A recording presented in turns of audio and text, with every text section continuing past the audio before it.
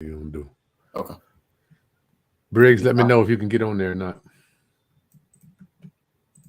Greetings, class. What's going down? Let me remove him right now. Let's do that. If he comes in, I'll bring him back in. All right. Round up, homies. Good to see you. What's going down? It is an honor to be with you again as we continue to help you with your financial literacy. It is my mission and my quest, my ministry to help raise your financial literacy through real estate investing and entrepreneurship. Now, generally speaking, I'm talking about real estate and all the moving parts and all that stuff. But today I got my man Akeim, and hopefully his business partner can come on just to kind of give us an outlook and an overview of something that they have coming up in the near future that I will be attending and I'm going to be speaking at. So Akeim Jones, how you doing, homie? Hey, I can't complain, brother. I appreciate you for having me. When you posted that graphic on Instagram, somebody DM'd me and said, "You famous now, bro?" I said Chris has been looking out for the kid for a little bit now. So I definitely appreciate you for speaking, attending, and having me today. That's what we do. I'm like, man, if I don't, I'm just like, people be trying to hit people in the head. I'm like, even when you call me, I'm like, look, man, I'm here to do whatever I can do to be a part of helping the Yeah. brothers succeed. Yeah. When I called you, we ain't gonna talk numbers, but I said you said a number. I said, oh yeah, we gonna talk about that. He was like, nah, not that number. I was like, I mean, that's what you want. Nah, man, I try to, man. Anyway, yeah. So I'm a team player. Yeah. So Hakeem, give us a little bit of background on you, and then we'll get into this festival, Black Business Expo you got coming up. Go Yeah. ahead, my friend. Yeah, so what's going on, y'all? I'm Akeim Jones. I am out of Hampton Roads, Virginia. I'm a CPA by trade, so I've been a CPA for almost 10 years now. I am the founder of the Solutions Group Global LLC. What we do is provide financial education to the many people that wouldn't receive it otherwise. I'm a 3-time Amazon best-selling author. We have 2 kids books on finance and entrepreneurship and 1 book on taxes. It's the small book on small business taxes. So I specialize on small businesses, right? So if you're a business that's been operating for a couple years, you just got your business open, but you have not gotten professional help as far as accounting, bookkeeping, tax preparation, that is what we do. Also a real estate investor. So we have 2 rentals in Norfolk, a multifamily and a single family. Got 1 in Newport News, and we are doing a flip in Portsmouth right now. You're doing this, Hakeem. Congratulations. How old are you? You're a young boy. Man, I get that all the time. I'm 33. I'm 33. Young buck. I'm pushing it.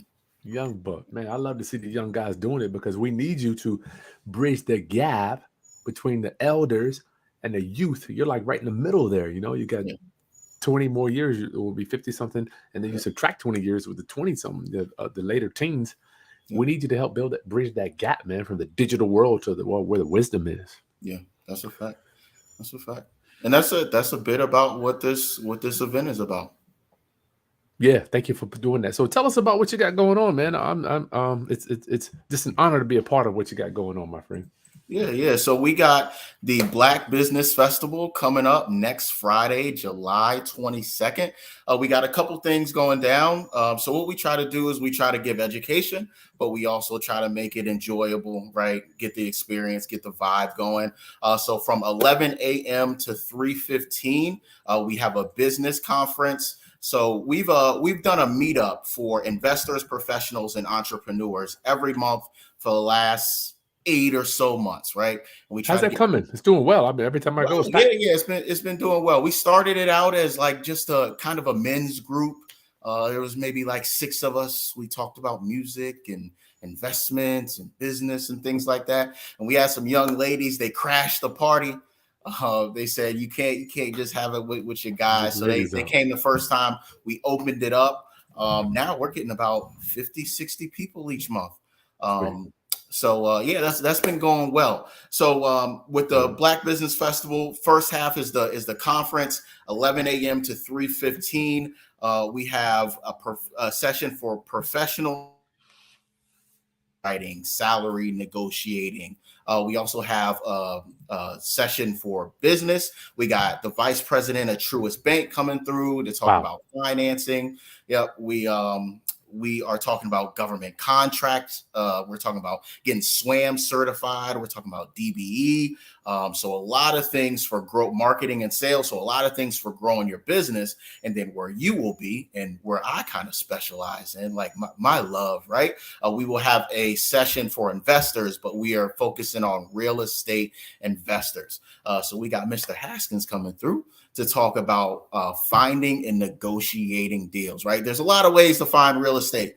You can get it from the MLS, you can get it from the off market, right? You can drive for dollars, you can do a lot of things. You can Airbnb, you can arbitrage. So we want you to come through and talk about how you are finding and negotiating deals.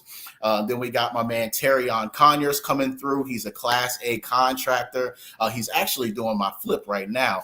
So he's going to come through and talk about estimating rehab costs, working with contractors. So that's going to be a really good session. And then we're going to end it up with my man Marseille Winder. I know you've been hanging out with Marseille as well. Yeah, phenomenal guy.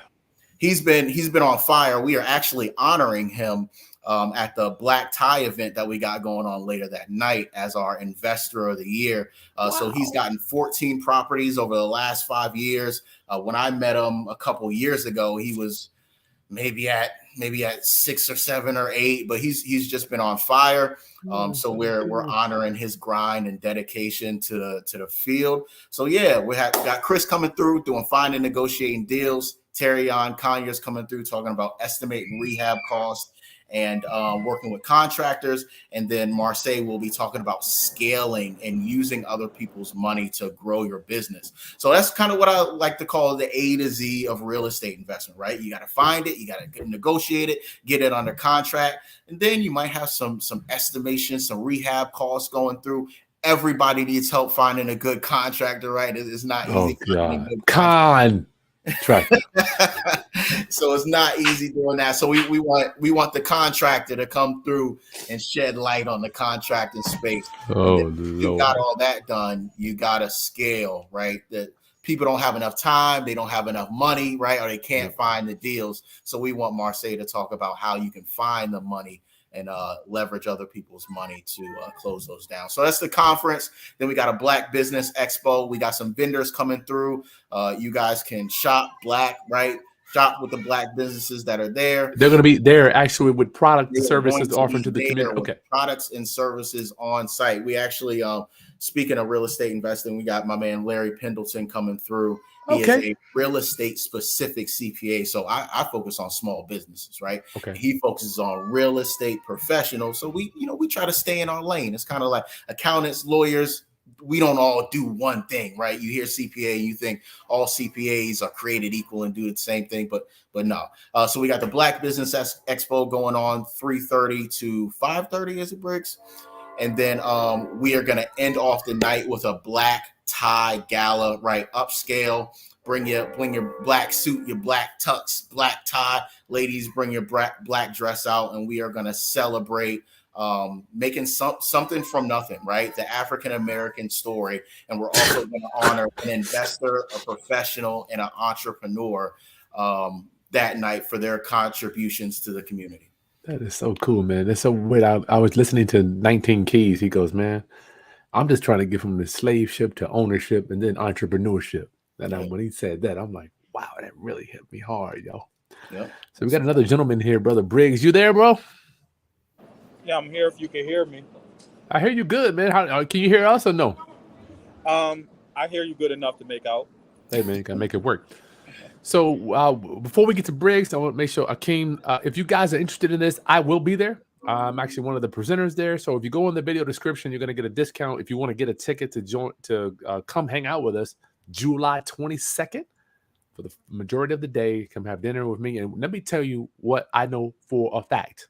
The real ideas and the real networking doesn't necessarily come not in a business setting. Right. From my experience, it comes when you sit down and break bread with people. Like they take their guard down.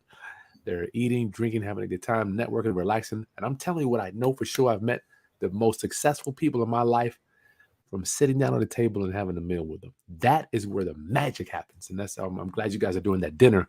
And for me, that's what I'm appreciative for you guys doing that. Is that kind of what you guys had in mind when you set the dinner portion of the event up? Yeah, absolutely. Internet is great. It's being virtual is convenient, right? But being able to get face to face and break bread, to be able to pull up on Chris and say, "Hey, man, I've been thinking about some things, and let me run it. What you drinking? Let me go grab you a drink and let's talk in politics for a little bit." doubt. So being in that same space, getting the same energy, right, is much different than we gonna be on this call for 30 minutes and then we gonna hop off. It's much different. So we wanted to provide folks that opportunity and that value to get back in person, and let's do the thing that we used to do, and let's share each other's energy and build off of each other. Yeah. The Briggs, And- you wanted to found. Go ahead. Yeah, I was gonna say, and on top of that, I think the power of affiliation is huge, right? Oh, man. That's part of the reason that people go to Harvard. That's part of the reason they go to Yale. It's not just what you learn, but it's who you get to know. And we're all one connection away from hitting the goal that we achieve, that we aspire to, right? We're one connection away, because through the 7 degrees of separation inside of that room, there's not a doubt in my mind that inside of that room, we probably have a good, and I'm undershooting this a little, $50 million, right? Inside of that room, just inside of that room, if you put everyone's assets, earning power, et cetera, amongst a small group of people that are African-American and millennials for the most part. I think historically we thought that maybe we had to be older, have some gray in our hair, whatever, in order to ascend to these heights.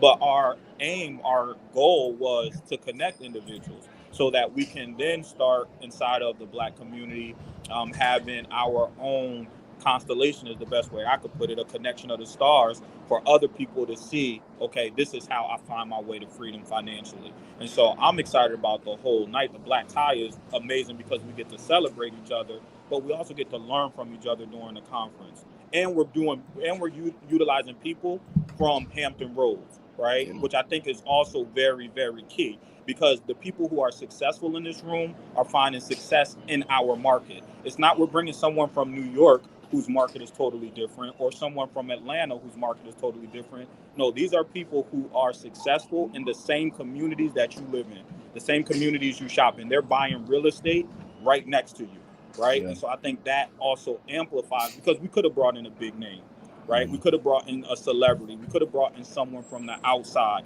to have more attraction. But I think we were really dedicated to making sure that everyone knew that it was an even playing field, that when you're hearing this, you're hearing a strategy that's working in your backyard. And I think that was super critical. Hold on, man. You said I'm not a big name? I mean... But you're not out. You know what I mean? You're not out. You're a big name, but that amplifies the fact, right? No, that's serious. That amplifies the fact, because, when you think of 100K YouTube subscriber, I'm thinking this guy got to be in New York. This guy got to be in Atlanta. But no, this guy is literally shopping in the same places that I'm shopping, eating in the same places that I'm eating, and he's leveraging, right here in our community. And so even a big name, when I say big name, I mean like we didn't want it like a Wall Street trapper. And there's no knock to any of these folks, right? But I do believe that sometimes we can get so connected to the name, and then we start saying, well, they have this, they have that. But now you're connecting with people who are in your vicinity, who are successful. And that one helps to inspire you, I think, is to say that I could do it too. Two, it helps you to connect with someone to get information directly. And so I think that was a big part of it, that even you can get 100K YouTube subscribers out of little old Hampton, Virginia. That's right. You daggone right, man. We could do that. I was thinking I remember when the guy delivered the thing to my door, he was like trying to stick around to actually find out what it looked like. But the mailman, he's like, man, I want to see that. It's really interesting. That's a big accomplishment. Yeah, that's the new platinum plaque right there. You're right. The music business is done. Right. Yeah. So I want people to know who Briggs is. Briggs, we don't even know who you are. Real quick, you just you came on a little bit after. Give my roundup, homies, a little bit about your background and why are you doing this craziness, going out on the ledge putting together Yeah. events, spending your money? I'm sorry, guys. You good? It ain't that bad. I've been enjoying New York City a little too much. Are you in the city? And so now you're hearing sirens. It's like as soon as you introduce me, like sirens coming down the road. My name is De'Geon Briggs. On the internet, they call me Money Briggs. I am an award-winning businessman that's turned into a business mentor.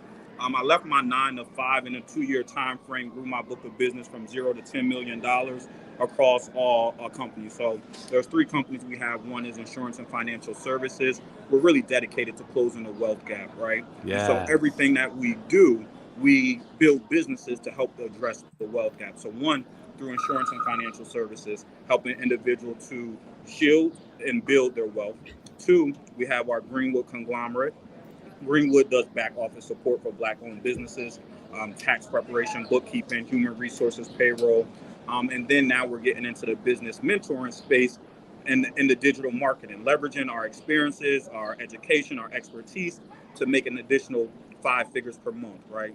And so we're doing that through, ebooks that turns to courses that turn to one-on-one coaching, showing other people how to do the same exact things. So, why we got into this, I tell people that, there's 3 types of work that you have inside of your life.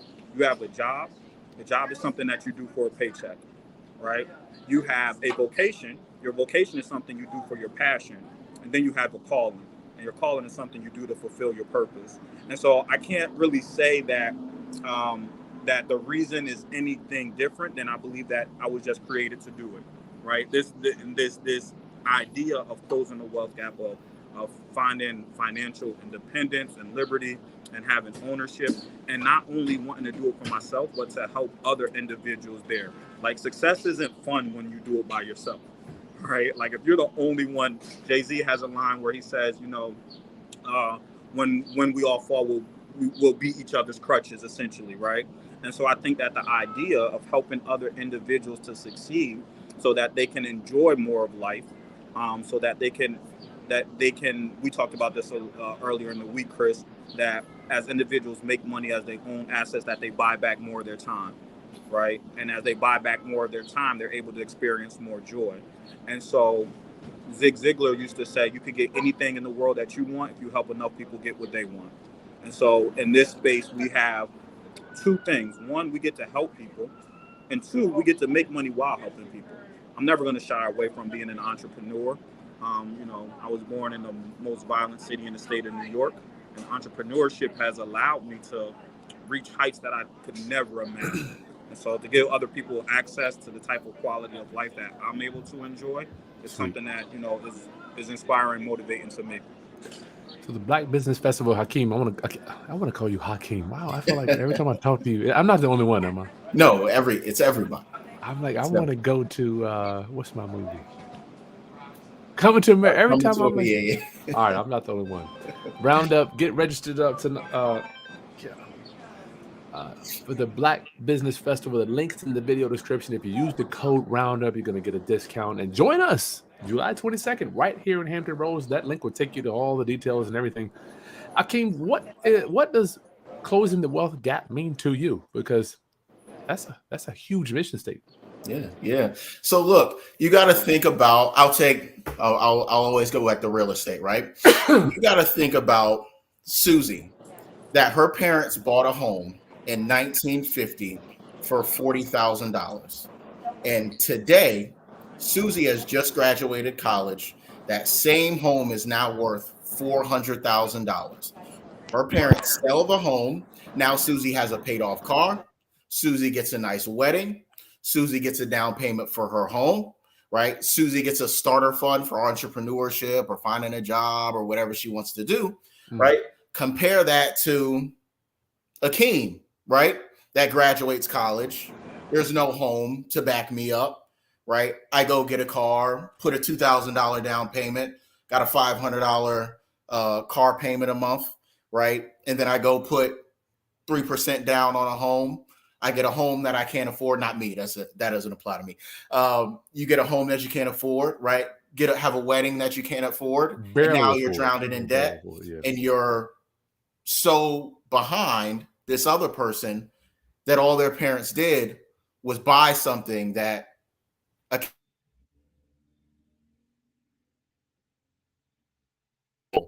one home, one, two, three homes can change your life, can change your kid's life, right? You've closed that gap of where somebody started. If I can run 3 miles today, if I can hang up this Zoom, go run 3 miles, I'll have a 9-minute pace in those 3 miles, right? Mm-hmm. But if you give me a jug of water, a book bag with some books on it, right, a bag of McDonald's, and a wet shirt, it's not going to be a 9-minute mile no more, right? Mm. It's going to be a 12-minute. I might not finish the joint, right? Because I got all this baggage. I'm weighed down so much. And that's the wealth gap to me. Wow. We weigh ourselves down with debt and consumerism, right? That when we want to get started on our dreams, when we want that freedom, it's about freedom. When we want that freedom, it's not as attainable because we didn't have that jump start that some other people have. So that's closing the wealth gap for me.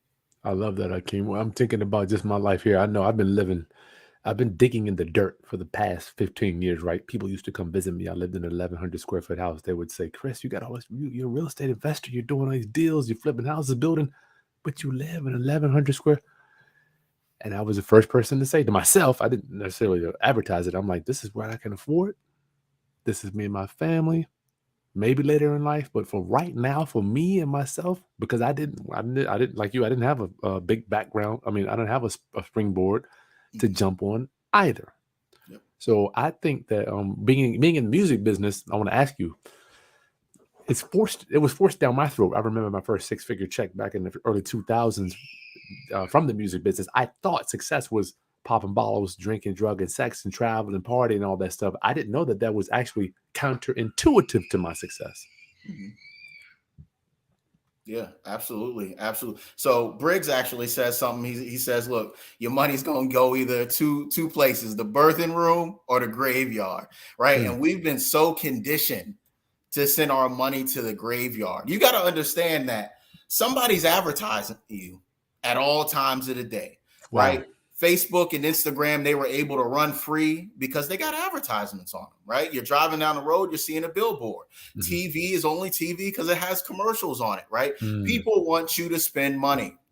And you got to understand that you can't want to look wealthy so bad that you don't take the steps to become wealthy. Oh, man. Right? I want to be wealthy. I ain't got to look it, right? I may put on a nice look. I'm gonna show up to the Black Business Festival at the black tie, right? I'm gonna have a tux on. Right? I'm gonna look good, right? So I'm gonna look good for that. But it's not about that. You've got to want to be wealthy and to be free. Big difference. More than you want to look at. Briggs, what'd you say about that, brother? Yeah, absolutely. So, when we talk about wealth, I think it's always important to get to what the foundation is, right? And the foundation, assets minus liabilities equal your net worth. Yep. Right? Your net worth being what transcends from one generation to the next generation. Which you don't learn in school, by the way. I just want to kind of let everybody know you ain't gonna learn this in school, y'all. So, sorry. Yeah, no. And so your net worth going from one generation to the next is your wealth, right? That transferable net worth. It's been said that a broke person thinks day to day. A middle class person thinks week to week. A rich person thinks year to year. But a wealthy person thinks generation to generation. And having that mindset that what I'm doing right now is going to impact the next generation. It's going to release the shackles of the next generation of having to work. Because here's the thing. Whenever we trade our time for money, we are a slave to whoever employs us, right? So freedom only comes from detaching time from money. When you are selling your life, essentially, right, and you don't have a way of making more money without utilizing your physical presence, you stay pigeonholed to whatever occupation you have. When you're building wealth, you give yourself an opportunity to actually explore and enjoy and to do more inside of life, to find more fulfillment. And that's why I'm so adamant in pushing out this idea that money is not the root of all evil, right? Contrary to popular belief, they say that the love of money is the root of all evil, because what the love will cause people who are greedy to do. But the Bible says money answers all things, right? Money answers everything that's physical. I love The way I that love faith that. answers everything that's spiritual, right? So anything that's physical is answered by money. And so if you are able to accumulate or acquire enough assets that appreciate without you having to work, that frees up your time. And that's the thing, right? We have a depreciating human capital. Every year we get older, we have already spent a year of potential earnings, right? And that's going down. So your children have more human capital than you have right now, because you've already locked in a certain amount of money through the life that you've already lived. And as that human capital depreciates, you have to have some type of investment capital that's appreciating as your human capital is depreciating to Oh Lord. offset your decline.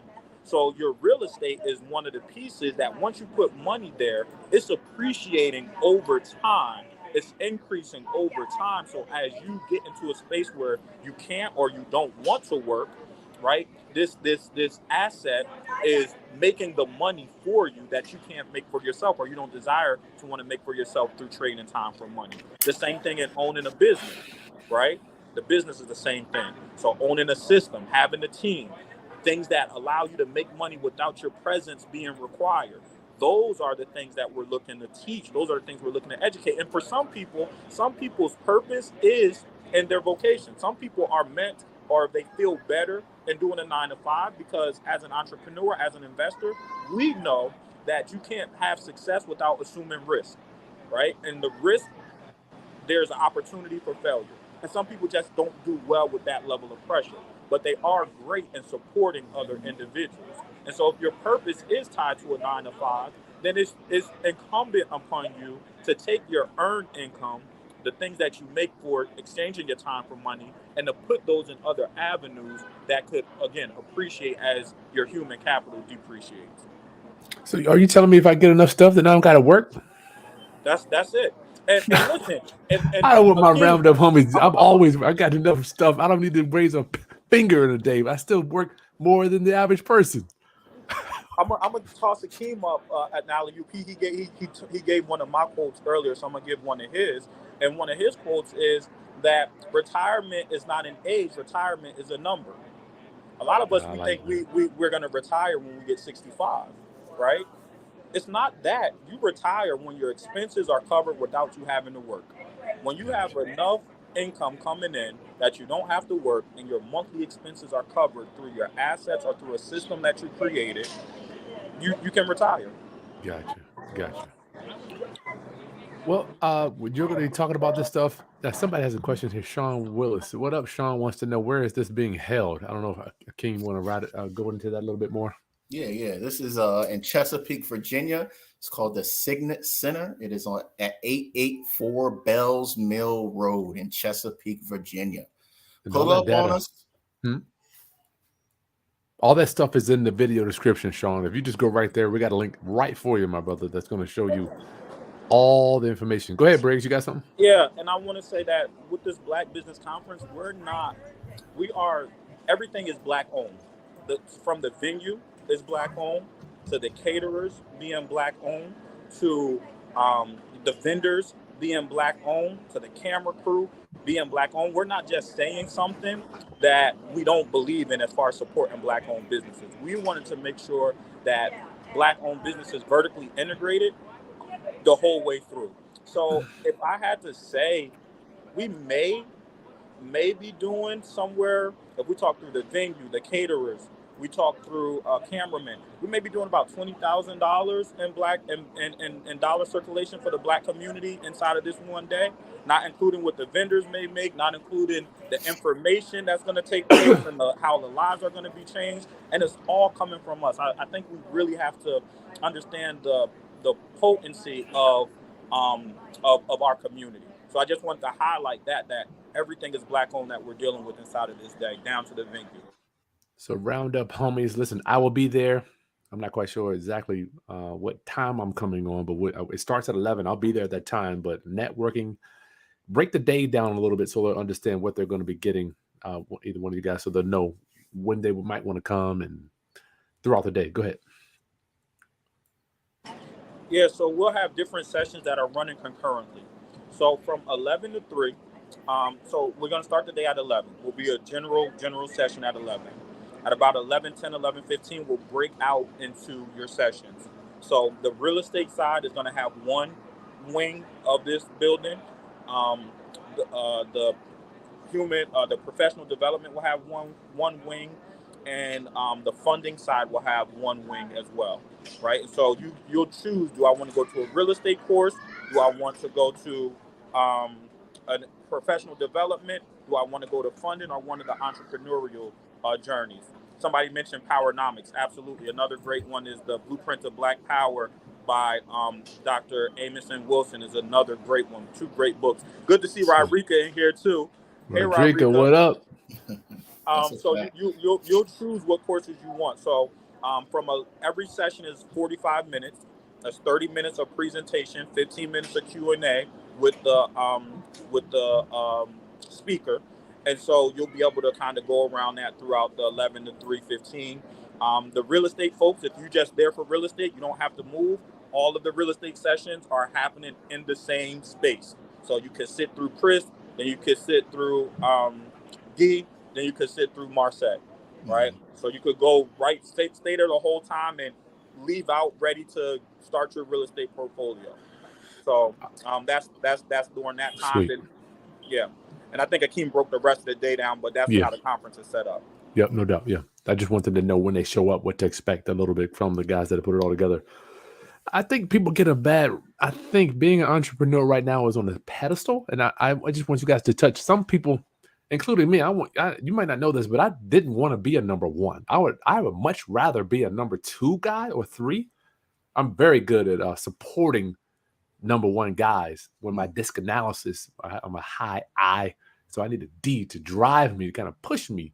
But I think 9 to 5 is getting a bad rap nowadays, and I just want you guys to speak on the importance of possibly using and leveraging that 9 to 5 as opposed to hating it and dreading going into it.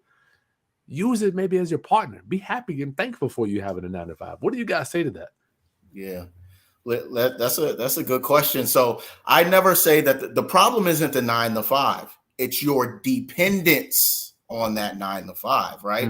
If you're dependent on your employer, then you're not independent, right? The reason why COVID was such a big thing is because we couldn't go without one paycheck, right? So when you build that financial freedom, that takes much more stress off of your work relationship. When you feel like you gotta be somewhere and it's dependent on your well-being and you can't take a day off, you get a bad relationship with that thing that you feel is holding you to be there. So it's not the 9 to 5, it's your dependence on the 9 to 5. And then from a real estate perspective and building assets and freedom, it's much easier to get a mortgage when you got a steady paycheck, right, than when you're an entrepreneur. So I do audits for entrepreneurs that are going to try to get mortgages, right? And if I go to get a mortgage with my W-2, they just say, oh yeah, give me 2021's W-2, 2020's W-2 and your tax returns. Yep. We all good. Entrepreneur comes and they like, nah, you got to get a CPA. I need to see that profit and loss statement. You got to get an audit there also. Can I meet with that CPA too? I know I just asked for that profit and loss statement 2 months ago, but we about to close. So I need like a today profit and loss statement. And then I know this is the interest rate, but your interest rate is going to be a little bit higher. So it's a lot easier to get mortgages, right? You can get creative outside of a traditional mortgage, but when you have a 9 to 5, sometimes it's easier to get a mortgage. And it's not your 9 to 5, it's your dependence. Gotcha. Briggs? Yeah, I think it ties down to purpose, right? There are individuals that everybody was created with a purpose, for a purpose, and on purpose, right? And everybody has a problem that they were created to solve. They have a pain that were created to heal and a question that were created to answer. And your problem could be the problem of an employer that you have capability to increase profitability for them. And in that, you can leverage that to make more money for yourself. I look at my 9 to 5. Everything that I had, my company started from $15,000 that was saved up in my 401k. I started as someone with the 9 to 5, right? What I always thought of while I was in my 9 to 5 was that it was a paid internship, right? Meaning that they were paying me to train me on how to run a business as an entrepreneur, right? That I don't have a bachelor's degree. Right, I got my associate's degree as I was leaving the previous company I was employed with. So I was able to build all of this with no formal education, but I had hands-on experience. I was in classroom every time. Every time I punched the clock, right? I was in a classroom. I was learning why this policy, why this procedure, how to overcome this objection, how to handle this customer issue. So that when I went to my own organization, even if I didn't go as an entrepreneur, these are transferable skills that I could take to another company that they may be more than willing to compensate me more for because I've accumulated these skills. So leveraging that expertise, I think that as a 9 to 5, that's like one of the biggest things that you have to understand is that your company is not paying you solely for your time. Because if you go to a bathroom and you sit there 8 hours a day for 2 weeks, I'm pretty sure you won't have a job. They're paying you for the skills that you deploy inside of that time, which means that you have the ability to leverage those skills, right? You have the ability to leverage those skills to make more money elsewhere. And I'll take that a step further. You have the ability, that means that someone is willing to pay you for your skills, which is why I think ebooks, courses, coachings is so important and critical because that's royalty income. We all can do that. So as a 9 to 5er, I think it's just understanding where it is your purpose is inside of that, how you leverage your skills. And it's okay to be a 9 to 5, but it's what you do with the money once you earn it. That's what do you do with it? What do you do with it? I just think that from my perspective, the Black community, we think we have a money issue. I'm like, I see people spending money, shoes, clothing, travel, and shows, all this stuff. I'm like, yo, the older I get, I see the money that the Black community spends, right? And I just, and then they say, man, I'm gonna get my money right to get into this real estate thing.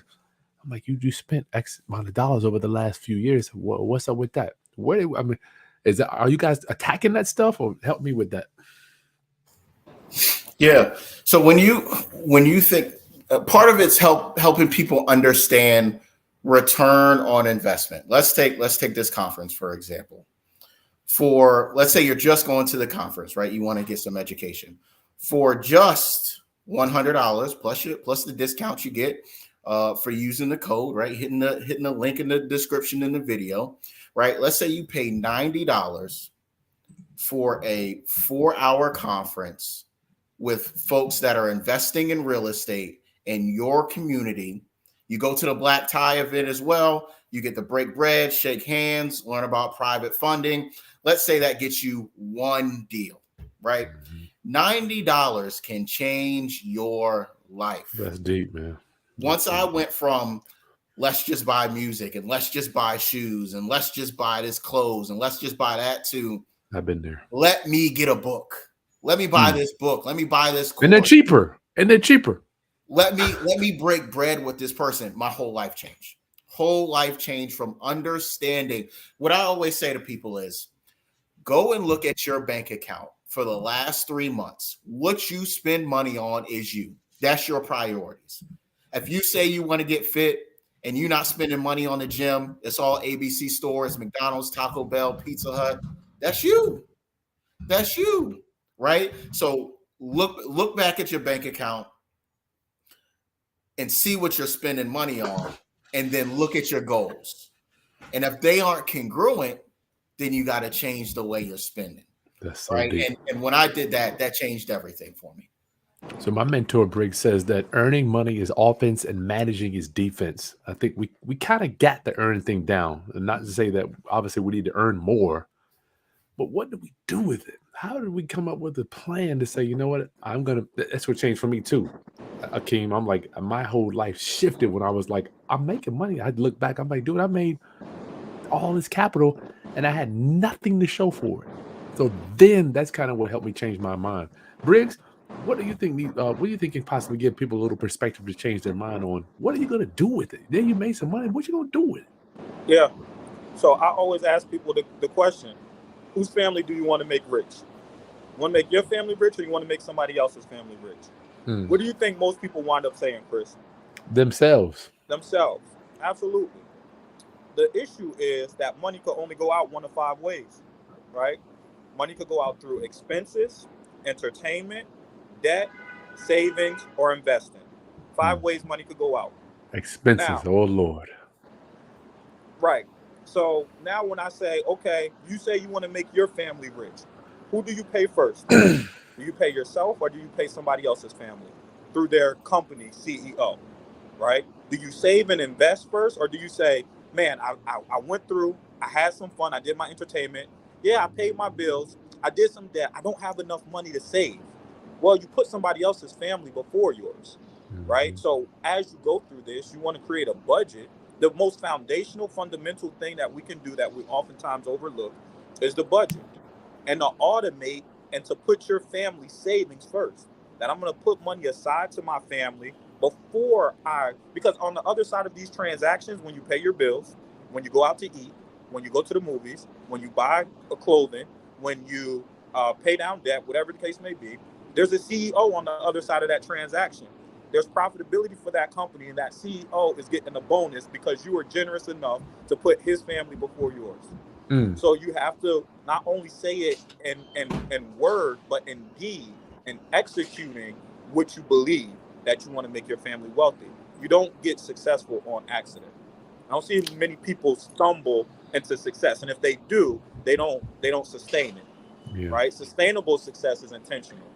It's got to be extremely direct, and for me, it was counterintuitive for me, Briggs, because I wanted to, when I earned, I wanted to go spend on myself, but it's almost like I had to change the way I thought and take that money and invest in myself, which I didn't have any. I had zero immediate gratification, zero when I did that. But later in life, it kind of hit. I think that's tied to, for us, for our community, a deeper issue of identity. The more secure you become in yourself, the more you're able to delay gratification, right? The more you become secure in your identity, the more you become secure in your purpose, the more you become confident in yourself, you feel less of a need to impress others. Because let's be real, a lot of what we spend money on is to impress other people. That's true. Right? And once we build up that confidence, that need to impress others decreases, which allows us to have a higher level of delayed gratification, which then allows us to build higher levels of wealth. So it really starts for our community with a look in the mirror as to what are our insecurities, our vulnerabilities, our hurts, our pains. How do we do some level of because money is emotional more than it is logical, right? A large part of it is. And so if you could heal internally, you could build up confidence internally, you have a good portion of what you need to build wealth long term. I got to tell you, every time I travel, I go to the Louis store, I go to the Prada store. It's so crazy. I don't get to talk about this stuff a lot. I'm like, it's us that's in the damn line out the building. I'm like, I tell my wife, I want to go up to them and say, would you mind, how many pieces of real estate do you own? How many? Just for my personal satisfaction, and I don't know what the answer would be. Maybe they are ballers in there. I don't know for sure, but from what it seems like, they're spending money on these depreciating liabilities without having a spreadsheet to go with it. Just my kind of my observation. Absolutely, it's support black business until your black business gets some money, and then you want to go buy a bunch of European brands. What the hell? Look, but people will jump on you for that one. People will jump on you for that. They don't like that. And this is not a shot at anybody. I just want us to figure out how to get out of this hole. Every state I go to, everywhere I travel, my people at the bottom. Cali, New York, Florida, Texas, man, everywhere I go, at the hoods, I'm like, my people, how is this possible? So that's what we're trying to change here with the Black Business Festival. So you guys, this July 22nd, final thoughts on why people should come. You got to get out here. I will be there. These two gentlemen will be there, helping you continue to raise your financial literacy, not only through training, but networking. The main thing I want to get from these gentlemen here are their ideas. Ideas. Nothing but ideas. There's an idea. Go to the get a realtor, go to the bank, get a mortgage, put 3% down. That is an idea. That is nothing but an idea. Who's to say that that's the best idea for you? So I'm sure we're going to talk about creative financing. Marseille bought these properties, a lot of them without even going to the bank using this stuff. Ideas, y'all. Yeah, and that's what I was gonna say. There's asymmetrical information too, right? There's information others have that we don't have, which is why I'm so excited about you coming. And maybe you've asked us plenty of questions, but I would love to hear from you. What was it like the first time you realized that you did not need a bank statement, you didn't need your credit score, you didn't need a down payment, and you walked away with a piece of real estate property? What did that do for your mindset? Well, let me tell you, first of all, Briggs, I was scared of shit.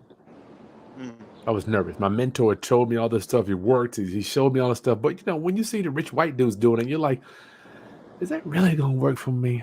Is that really going to work, man? And when I first did it, when I walked out of the closing, I was like, I looked around. I really did. I'm like, does this really happen? Did I really buy a house? I didn't even talk to the bank. No credit, no tax returns, none of that stuff. So after I did my first one, it was almost like breaking a glass ceiling, man. I'm like, I was just off to the races. Never again will I be dependent on what the lenders are going to help me build my real estate empire. I just, yeah, the first one really did help to solidify for me. Yeah. Now, one more question. Never again were you going to be dependent on that. What did that sense of liberty and liberation do for you, for your family, for your legacy, for your mindset? Yeah, it permeates in my house. Like my daughters go out, and I apologize to them a lot too. I'm always constantly apologizing to my daughters for showing them this crazy stuff, right? Because I feel like their level of awareness is so far ahead than their peers. I'm like, baby girl, I'm so sorry that you know this, because most kids are trying to get chewing gum. You know, they're trying to do kid stuff. And my daughter's like, man, I don't have no time for that stuff. She knows what's really ahead of her, because I personally feel like, I'm not putting words for you guys. I feel like we're at war. We're at war. We're at war with a system that wants to keep us broke, depending on that system for the remainder of our lives, and then die. Right. So we have an obligation to figure out how to get around it. So the in my house, man, when you come in here, I don't even like that word. My daughter says, I can't. I'm like, can't. It makes me cringe. I built my entire empire on can't. You know, people saying you can't do it. All right, let's go. I know it can be done. I'm not even I don't have any time for that. If you say it can't be done, you got to have a realtor, you got to get a mortgage. I know it can be done. So it's changed the belief system in my under my roof. Mm-hmm. Yeah. You know what? Go ahead, bro. You know, understanding that there is not a glass ceiling on you and seeing your potential adds a certain type of pressure, because you know what you want and you know it's achievable. So now when I'm watching Netflix for 6 hours straight, I feel some pressure. Oh, you damn right. Because I know what's achievable, right? And you said, what do we want people to get out of this festival? I want to get that pressure to a couple people, right? I want you to get into, I want you to get into this room with some folks that are doing the things that they have set out to do, that they promised themselves to do. And I want to put that pressure upon you because it is achievable, right? And you got to feel a little bit of that pressure to live up to that person that you know you can be. It is pressure. It is pressure. All right, guys. So listen, we've been on here for 45 minutes. It's an honor to hang out with you. I will see you, all my roundup homies, July 22nd. And you don't have to live in Hampton Roads. I mean, you can come from anywhere. But it's one day hanging out with full-time entrepreneurs. I'm telling you, it's nothing like the magic being around people that are, they They are in charge of their futures, right? Ain't no fallback. Did you have a fallback? Well, this is for me. Akeim, was like I had to do this, or I didn't eat dinner. I just didn't eat. Yeah. Yeah. No, I had no fallback, man. I took my life savings, $15,000, put it, said, we're going to make this work. If it doesn't work, I just got a mortgage, right? If it doesn't work, we're going to be You can homeless. always go get a job. You can always go back and get a job somewhere. Yeah. Things are much less scary than you think they are. Do you think you could always go and be like, you know what? I tried it. I didn't work out. You know, I fail all the time. Did you guys fail at stuff? I want people to hear this. Yeah, absolutely. I have a book coming out called Fail Fast, Fail Often, Fail Forward. And the idea is just that, right? Like, I don't have it all together. There's not anything that's picture perfect. What I do is I try. And again, this goes back to confidence because. Oh, damn. Missed that nugget. His phone must have been dead. All right, let's get out of here, man. All right, now, I appreciate you. Yeah, good to see you guys. The link's in the video description. Use the coupon code ROUNDUP for your discount. And I look forward to seeing you there, networking with you, having dinner with you. You'll be able to meet my wife, which she never comes on camera. So it'd be cool for you to meet my wife for a change, man. That'd be really awesome. Nice. All right, Akeim. I'll see you soon, my friend. Good night, everybody. Appreciate y'all. All right, peace. Roundup, man. Homies, make sure you take a second to subscribe to the channel, like this content, share with anybody else that is an entrepreneur that needs to get. If you work full-time, I love you. I'm not mad at you. I work full-time too. I just don't have necessarily a 9 to 5, right? Mm-hmm. So to be around other people that you can bounce ideas off, in my opinion, is just priceless, as opposed to trying to bounce ideas off at your job. I don't necessarily know if they speak your language, right? You're crazy. You want to be an entrepreneur. Who gave you this crazy idea? And you're going to go talk to the people at the job. I don't know if you want to do that. Yeah. I don't know if you want to do that. Come hang out with us, share ideas. Akeim, I'll see you soon, bro. All right, now. Good night, everybody. Peace.